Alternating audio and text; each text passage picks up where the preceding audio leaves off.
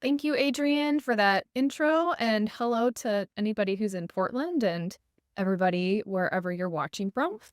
Today, I'm going to give you an update on all the new information that we've learned in the past year or so about hormone replacement for menopause. Some of the risks that we've been worrying about for decades that have prevented so many patients from seeking treatment for menopause have been reevaluated, and now we have a new perspective. Many doctors and medical societies and pharmaceutical labels base their hormone recommendations and warning old information from the Women's Health Initiative in the early 2000s. It was a large trial that since has been reevaluated and reanalyzed, and there are still new findings coming out of this study as recently as 2019.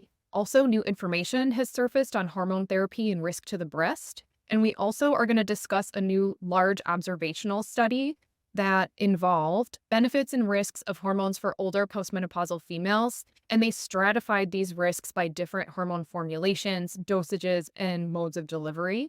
And then lastly, I wanted to share with you a new non-hormonal medication that just came out for treating hot flashes. And I had a great success using this drug. So I have a patient case for that. And in case these terms are new to you, I'm going to be using these throughout the talk. Progestogen means something that can bind progesterone receptors. That includes progestins and progesterone. Progestins are synthetic medications that are similar to progesterone, but the molecule has been changed for the purpose of being able to patent the drug. And this can lead to different side effects and different long-term risks than those associated with natural progesterone, which is the hormone made by our body, or the molecularly identical hormone given exogenously. So isomolecular means the molecule is the same. It's the same thing as bioidentical, but we are upgrading our terminology to isomolecular these days. Menopausal hormone therapy, also abbreviated MHT, includes BHRT, which is the bioidentical version, and HRT, which is the non-bioidentical version, and would include the orally delivered horse estrogens, meaning conjugated equine estrogens, and medroxyprogesterone acetate or other progestin. Okay, so to get you up to speed, I just want to give you a quick overview of the history of hormone research and hormone prescribing. Back in 1942, Premarin was FDA approved to treat menopausal symptoms, and it contains estrogens from horse urine, some of which are similar to human estrogens, but many which are not. And before this, estrogen was derived from the urine of pregnant people. Horse urine is just cheaper. And estrogens are proliferative to the endometrium. And as early as 1970, we realized that estrogen monotherapy could cause endometrial cancer. And then later on, we realized that we can lower the dose and combine this with a progestogen to mitigate this effect. In 1988, the FDA approved HRT as a first-line treatment for osteoporosis. And then 10 years later, the HERS study found an increase in heart attack and coronary heart disease death in the first year on HRT compared to placebo. Overall difference in 4 years of follow-up. So back to this slide, I'm talking about the Women's Health Initiative trial. Thank you for letting me know. So it was a large study to look at the effects of HRT on cancer, cardiovascular disease, and osteoporosis. They included 16,000 women with a uterus who were given combination treatment or placebo, and then 10,000 females who did not have a uterus anymore, and they just received the estrogens or placebo. And the combination trial was ended early in 2002 because these women had increased incidence of coronary heart disease and breast cancer. However, they did have a reduction in osteoporotic fractures and colorectal cancer. The conjugated equine estrogen only trial also was discontinued early in 2004 because there was a small increased incidence of ischemic stroke with HRT, and the results made headlines in mainstream media concluding that the risks of HRT outweighed the benefits, and patients and doctors began to fear hormones, and there was a steep decline in hormone use.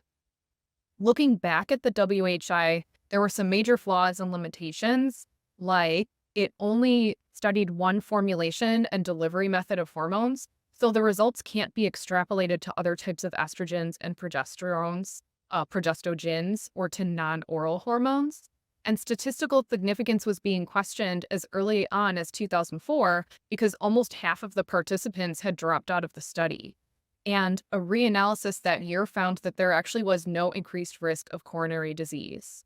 In 2018, it was discovered that a large portion of the placebo group had previously taken estrogen, and they had a lower than expected risk of breast cancer.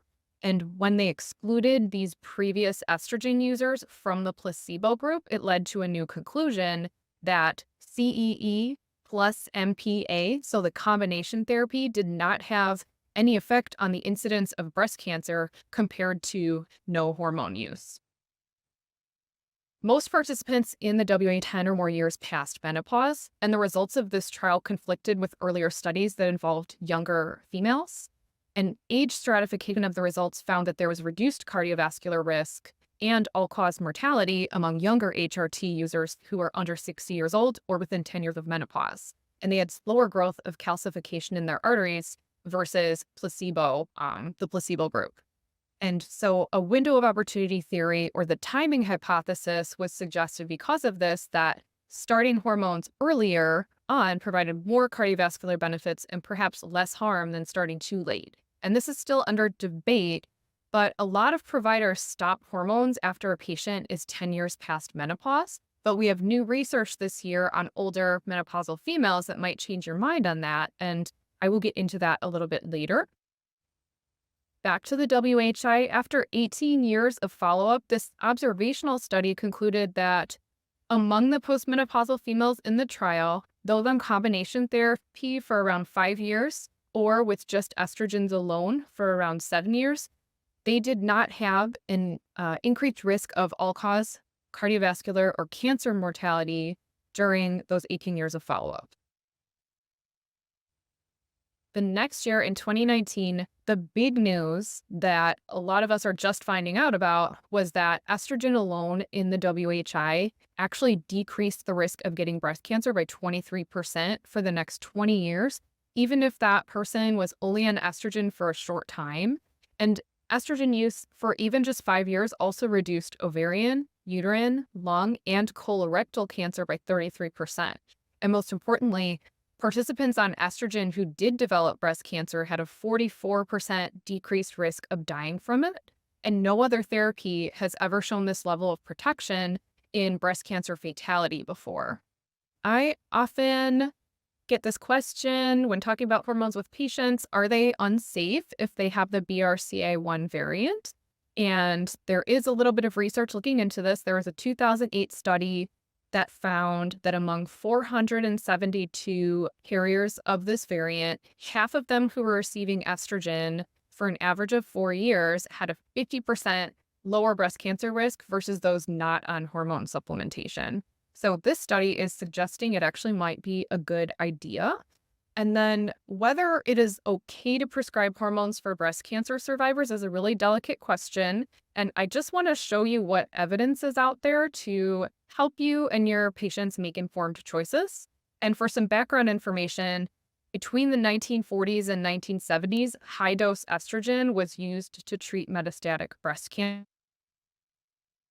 And now, Avram Blooming is a contemporary oncologist who feels comfortable giving estrogen to breast cancer survivors, and he compared 248 of his patients that received Premarin to case control patients who did not take hormones, and he found that those on the estrogen had no increased risk of recurrence 14 years later.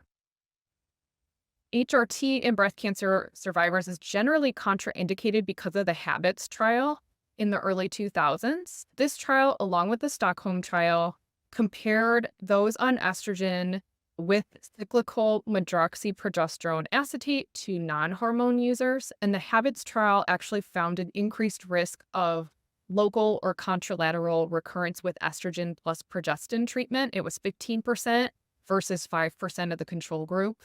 The HABITS was stopped early, only after 2 years, partially for this reason, and also in reaction to the WHI being halted. And there was no increase in recurrence on those on estrogen, even if it was Premarin, and a follow-up study in 2008 found there was no increased risk in mortality.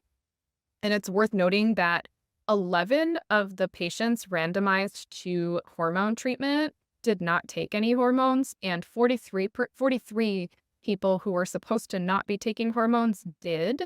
And additionally, habits did not require baseline breast imaging like mammogram prior to entry. The Stockholm trial was stopped early because of the habits trial, but the Stockholm trial was not finding increased risk with hormones. Here's another trial in 2002. They followed females who had a history of breast cancer. 56 of them were on estrogen and 243 were not. And 3.6% of those on estrogen developed a new breast cancer, and 13.5% of the women not taking hormones developed a new or recurrent breast cancer.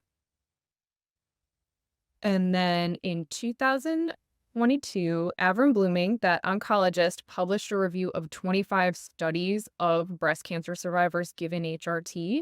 And in general, most of the studies found reduced recurrence or mortality. And the only one that found increased recurrence was the habits trial that kind of had problems in their control group having people on hormones and their treatment group having people not on hormones. So that trial was not a very good trial. So speaking of mode of delivery for hormones, vaginal estrogen has been associated with 20% fewer cases of breast cancer recurrence compared to no hormones. And recurrence is lower among vaginal estrogen users compared to oral estrogen users. And according to the researchers in this literature review, they do say that these therapies are indicated for patients on aromatazers because adding estrogen may counteract the effect of the drug. So now that we've reviewed the relevant research, this brings me to what do the various medical societies believe about the risks and benefits of hormone therapy and who it's appropriate to use it for. Don't worry about memorizing all these opinions because some of them have been updated and we'll go over that. But I do want to point out that as long as 2014, as long ago as 2014, ACOG was recommending against routinely giving hormones after females reach age 55. And I don't really think that this should be a common practice to stop hormones just because someone ages out of it. So the American College of Obstetricians and Gynecologists is a professional organization. They establish evidence-based clinical guidelines for women's healthcare providers. And with roughly 1 in 8 females being diagnosed with breast cancer and the inevitability of menopause, you might get asked about treatment options for vaginal symptoms in these patients pretty often. And ACOG recommends non-hormonal treatment first, but 4,000 breast cancer survivors using vaginal estrogen did not experience increased recurrence. So ACOG has okayed vaginal estrogen use for these patients after trying the non-hormonal options. And vaginal estradiol can be used alongside tamoxifen. If the patient is on aromatase inhibitors, the oncologist should be consulted.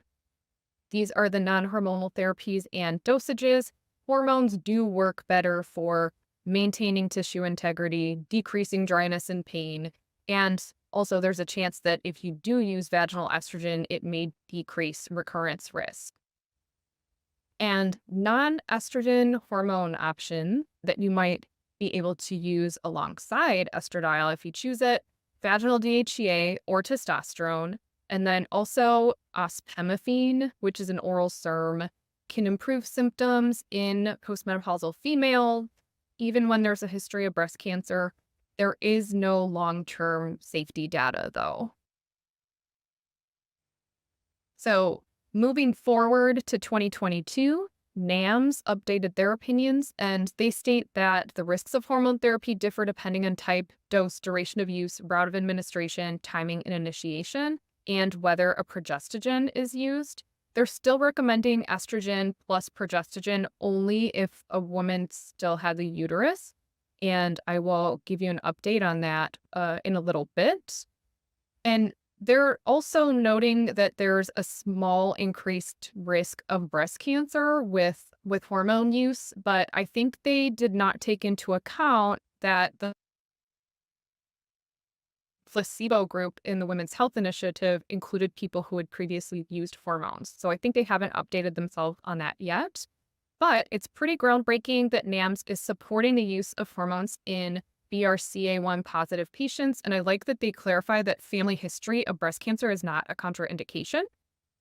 And they also stated that hormone therapy is the most effective treatment for vasomotor symptoms and genitourinary symptoms of menopause, and that these treatments can prevent bone loss and fracture. And breast cancer survivors with severe vasomotor symptoms not responsive to non-hormonal therapies may be offered systemic hormone therapy involving their oncologist in the decision. And if they have vaginal symptoms, NAMS also supports vaginal estrogen or DHEA if the non-hormonal options are not working. So they are in line with ACOG, and they also allow systemic hormones in certain patients. And as far as what are those non-hormonal therapies, these are the ones that have the most evidence, but again, they don't work as well as hormones. So included are weight loss, cognitive behavioral therapy, hypnosis, antidepressants, gabapentin, oxybutynin, fezolinetant, that's the new drug that I'm going to tell you about later, and then stellate ganglion block. Changing gears to how long to continue hormones, because this is another new development in 2024. This year, NAMS now became the Menopause Society, and they're telling you they released this new statement that women older than 65 years may be able to safely continue taking hormone therapy. And this is because they are sharing the results of a new large-scale study based on 10 million senior Medicare women that were followed between 2007 and 2020.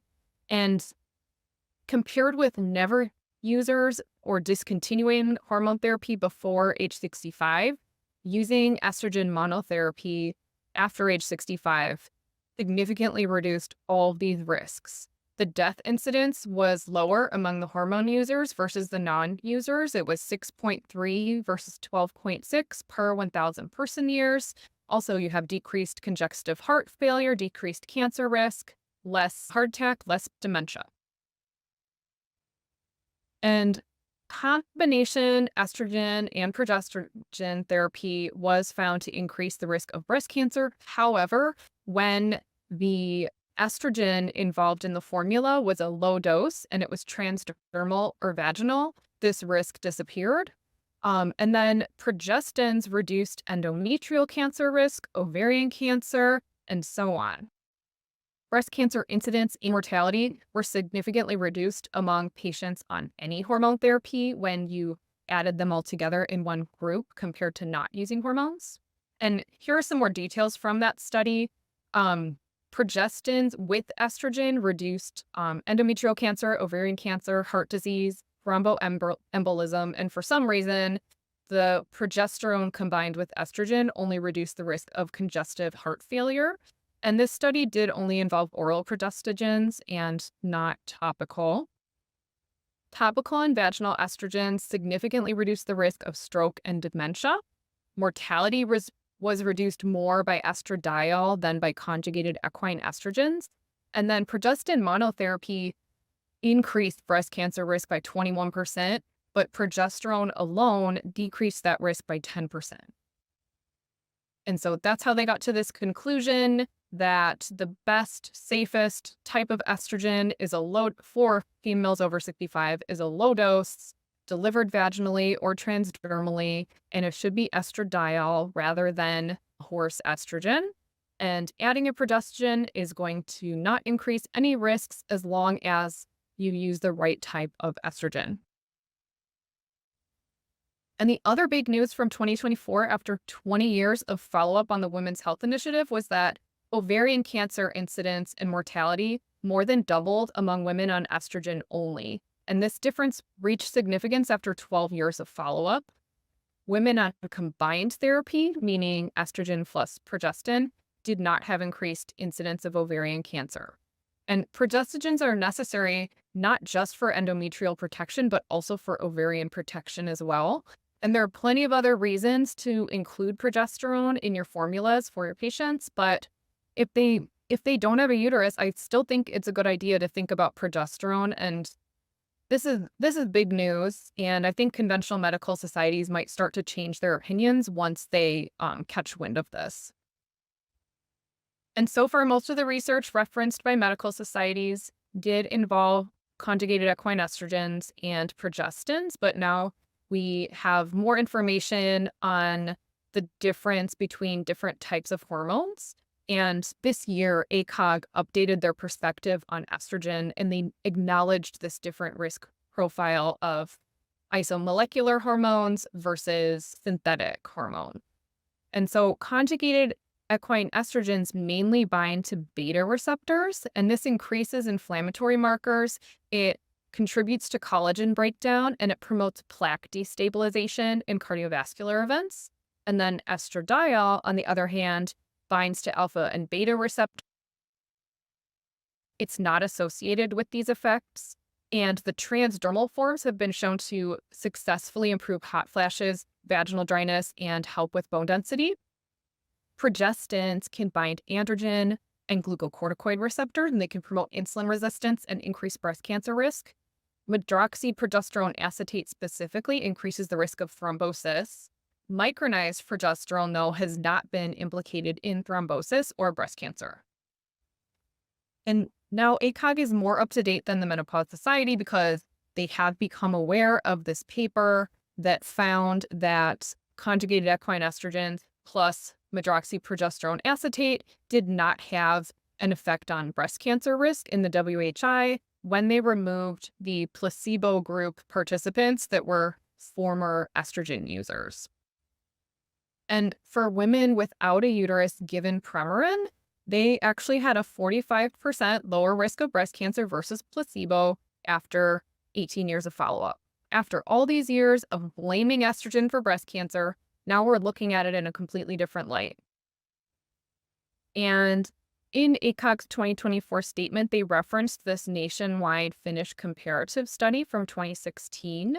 It was an observational trial looking at breast cancer mortality risk among over 489,000 females using estradiol only compared to those using estradiol plus progestogen and to those using no hormones.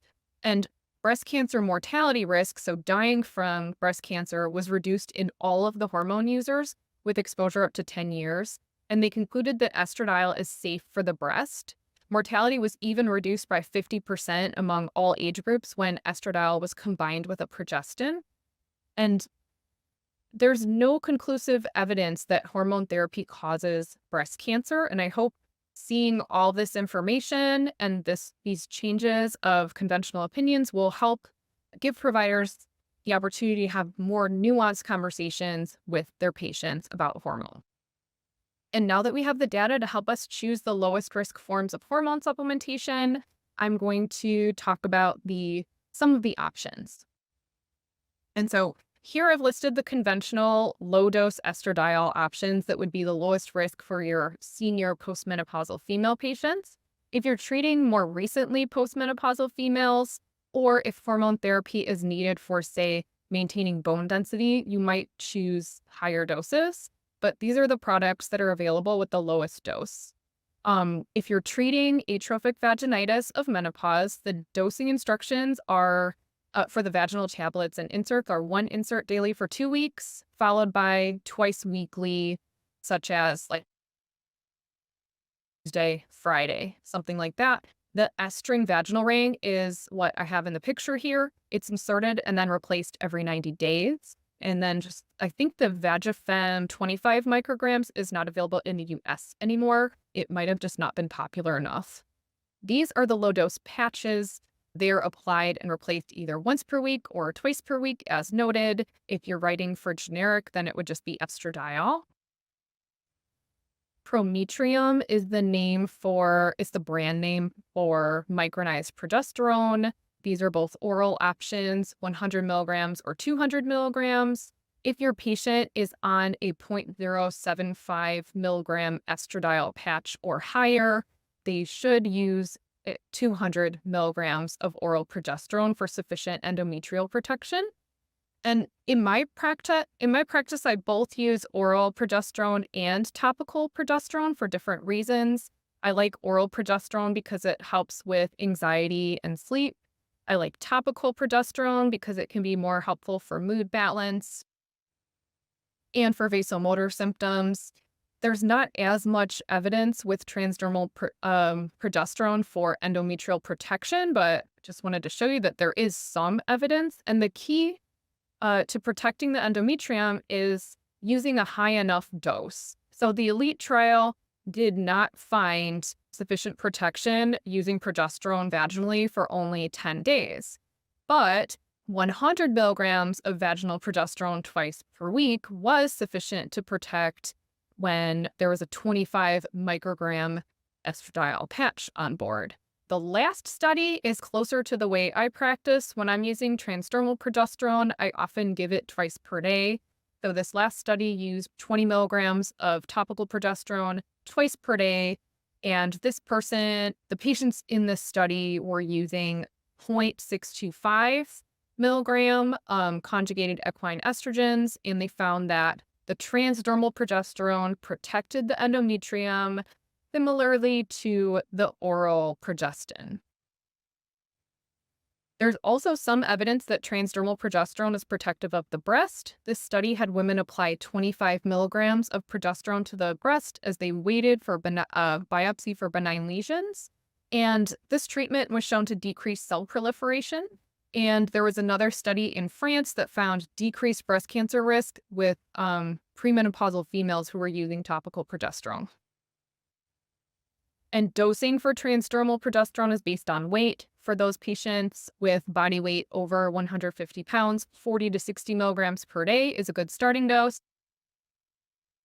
You would give half of that if they weigh less than 150, and you can either give the dose all at once or you can divide it and give it twice per day for better control of hot flashes.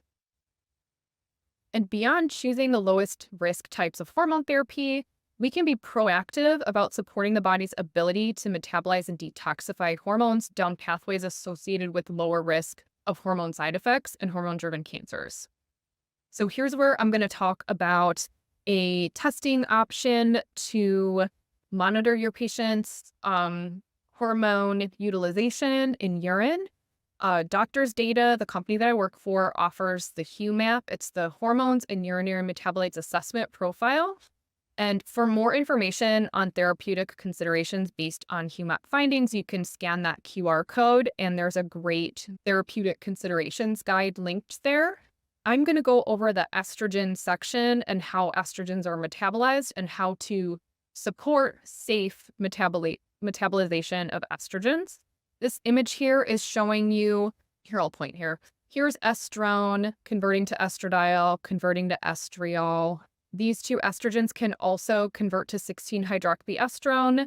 And then these are the three phase 1 enzymes that hydroxylate the estrogen. I'll talk about that in a second. And then COMT methylates the estrogens, marking them for elimination and deactivating them. This is showing you methylation activity, where we compare the methylated estrone to the hydroxylated estrone to show you if methylation is happening at a healthy rate. And we do look at methylation on both the 2 side and the 4 side. Other labs might only give you the 2, and these two ratios are not always the same. If you're only looking on this side, you have a big blind spot as to how well the 4-hydroxyestrone is being methylated. Okay, let's get into this. Estrogen metabolism is taking place in the liver mostly through hydroxylation, which is phase 1, and it makes fat-soluble estrogens into water-soluble compounds. And then those are methylated or glucuronidated to inactivate them and mark them to leave the body. Phase 1 also transforms some pharmaceuticals and xenobiotics. And if these intermediary metabolites are not excreted from the body efficiently, they can damage tissue and DNA. Of the phase 1 estrogen metabolites, 2-hydroxyestrone is thought to be safer and less estrogenic, and 16-hydroxy and 4-hydroxy are thought to be more estrogenic and have more potential to cause DNA damage and increase the risk of breast cancer. These gray bars here are showing you the percentage of the 2, 4, and 16 hydroxyestrone. You want these lines to be in the dark gray optimal zone, and then in between the dotted lines is the reference range. And you can look at the 4:2 ratio or the 2:16 ratio to see if the phase 1 estrogen metabolism is in a healthy balance. And in both cases, favoring 2-hydroxylation is preferred. And usually we try to increase this enzyme's activity because CYP1A1 is responsible for 2-hydroxylation. Although moving toxins through this system temporarily makes them into more dangerous intermediates, things like polycyclic aromatic hydrocarbons go through this system. And that's why you need to ensure that all the metabolites are moving into phase 2 and phase 3. As far as how to read this diagram, this image, each circle represents a different metabolite. So this is 2-hydroxyestrone, and then it goes through methylation, and then it becomes 2-methoxyestrone. All of these are low. So in this case, this is showing a low level of 2-hydroxylation. This patient might need some DIM or fish oil, which brings me to ways to promote 1A1. I'm going to give you a mnemonic. A is for awesome, so push 1A1 because that's the better pathway.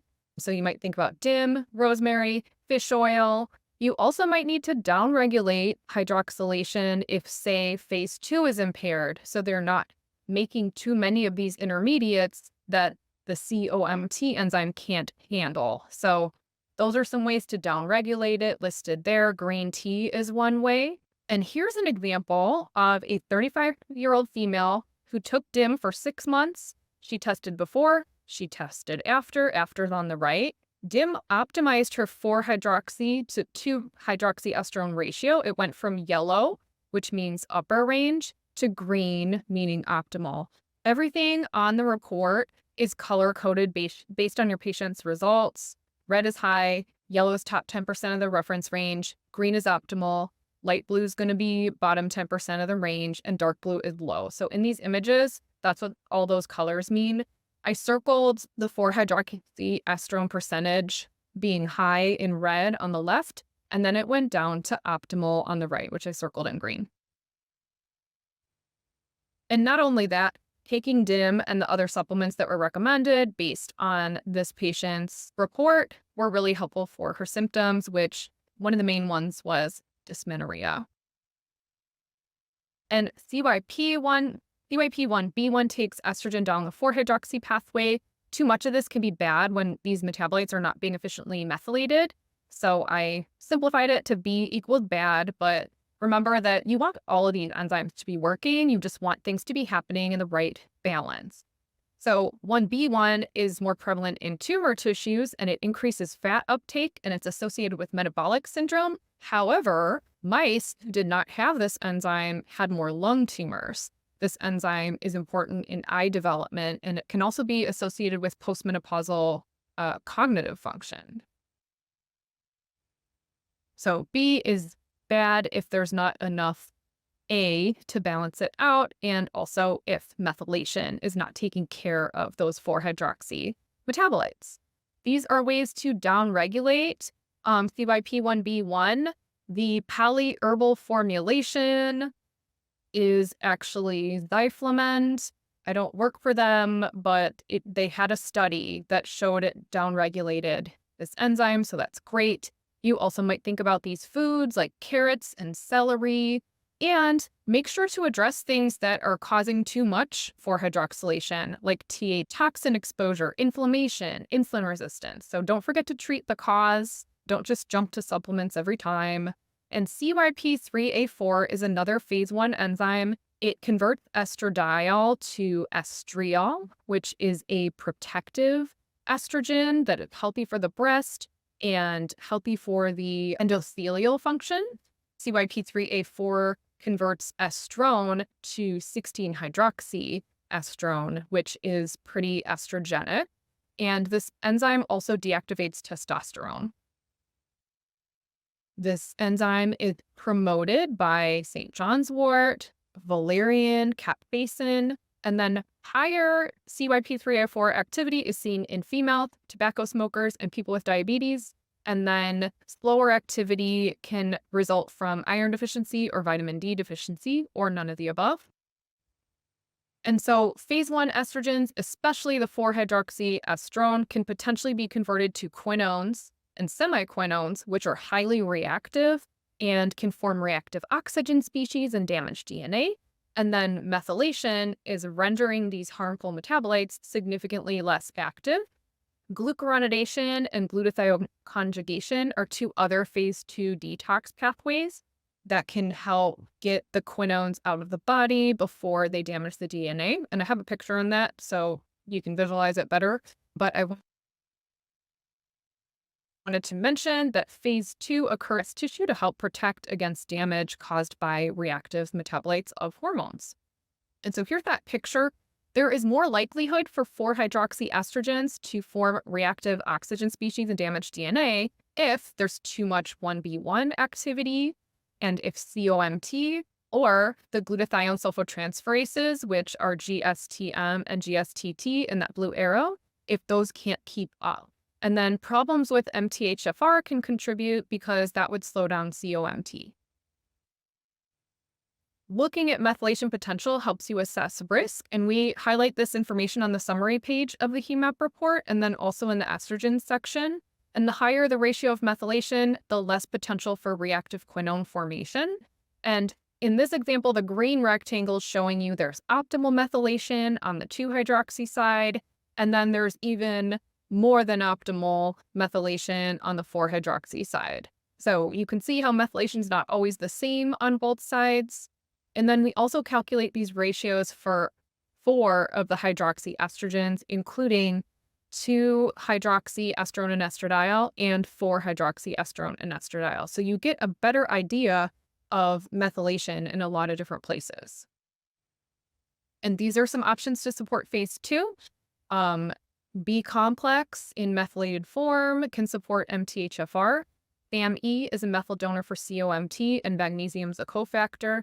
DIM upregulates CYP1A1, pushing the 2-hydroxy pathway, and that forms more stable metabolites.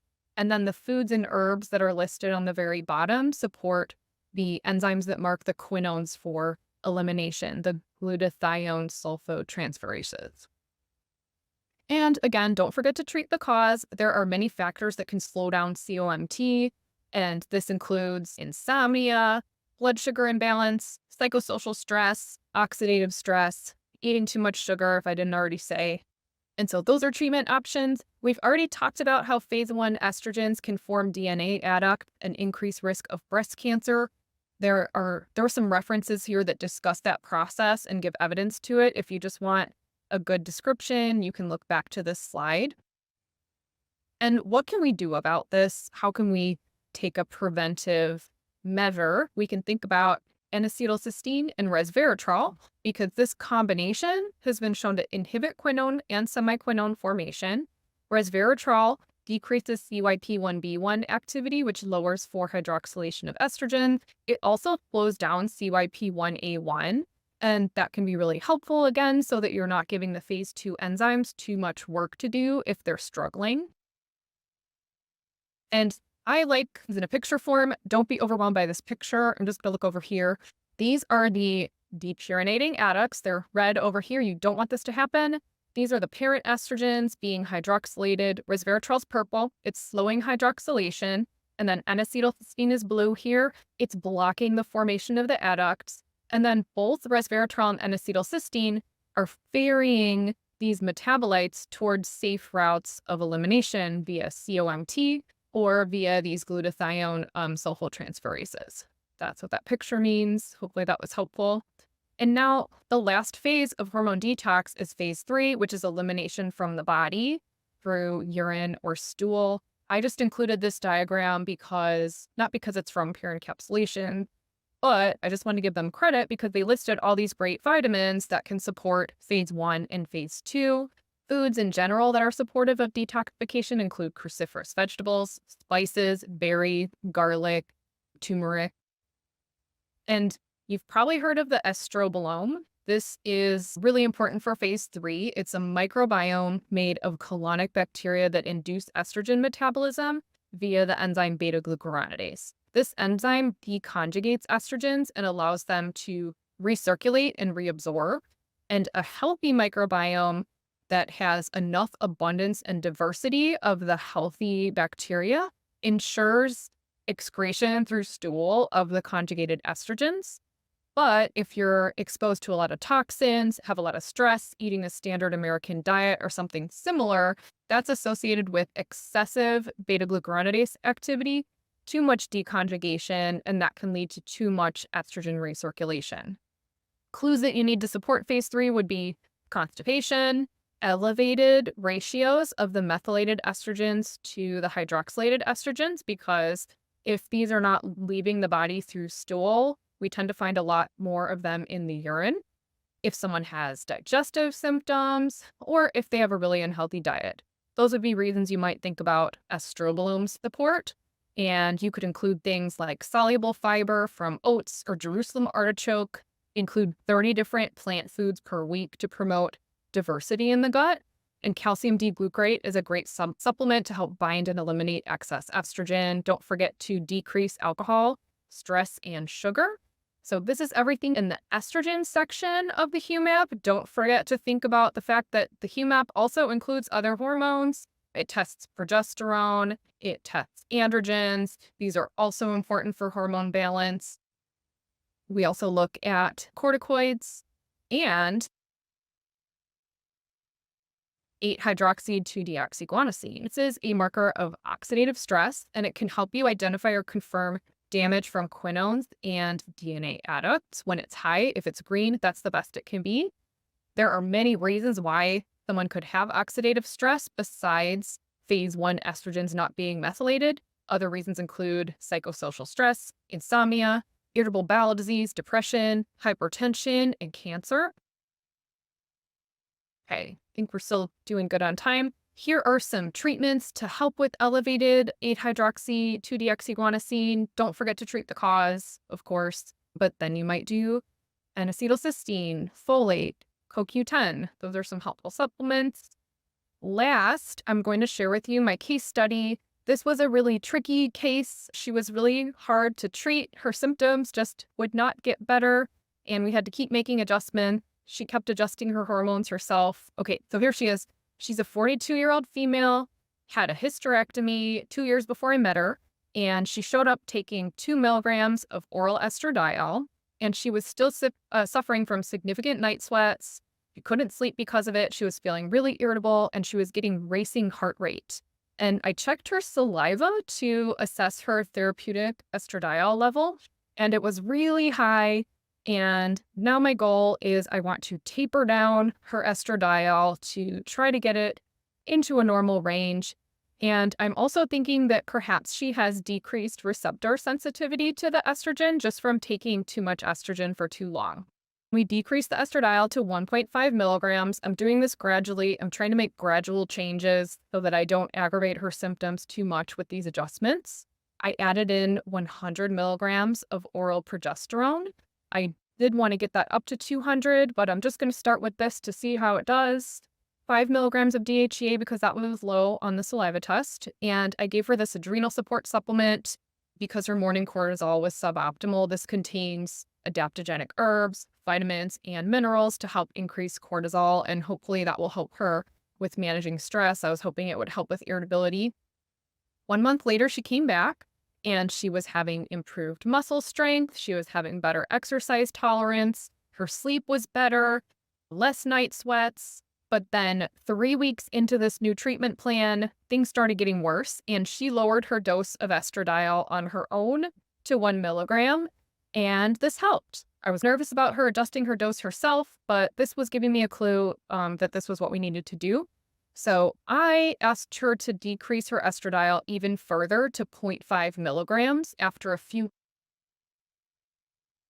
weeks on the 1 milligram dose. And I added this vitamin and herbal product to help support hormone detoxification and receptor sensitivity. But unfortunately, she did not tolerate it and got really bad headaches from it. I tried lowering the dose. She just couldn't take the supplement, so we had to scrap that. And decreasing her estrogen this time didn't really work for her. And she came back and she ended up bringing her estrogen back to 1 milligram. But she did feel like progesterone was helping her mood. We were able to increase that to 200 milligrams. And at this point, I wanted to get her away from the oral estrogen. I was waiting on that because I didn't want to make too many changes at once. But at this point, I switched her to a topical biased in a ratio of 50-50. So I included estradiol plus the protective estrogen estriol in a topical formula. And this is when I added this new drug that just came out this year, or maybe it was last year. It's called fezolinetant or Veoza, and it works on the hypothalamus to reduce the heat signals that trigger vasomotor symptoms. And it can reduce hot flashes by about 60%, and it's more effective than antidepressants. And so she came back and her symptoms were under control. She was only getting one very mild hot flash, kind of late in the night. So maybe 4 a.m. Actually, that's not night anymore. But she was really happy with her symptom control. Her moods were better. She was less irritable because she was getting more sleep. And she actually stopped coming back every single month because she was feeling better. And now I just hear from her when she needs a refill. And with this drug, the one thing you need to know is you have to test liver enzymes 3 months in, 6 months in, and 9 months in. And if she gets any symptoms related to potential liver injury, my patient is doing great as far as her labs. And this is her final treatment plan. We are almost at the end here. If you need more resources on hormone metabolism, interpretation, and therapeutics, you can scan these. I know I only showed you the estrogen section of the report, but if you want to learn more about the HUMAP, you can go to doctorsdata.com/HUMAP. There's a lot of information on there.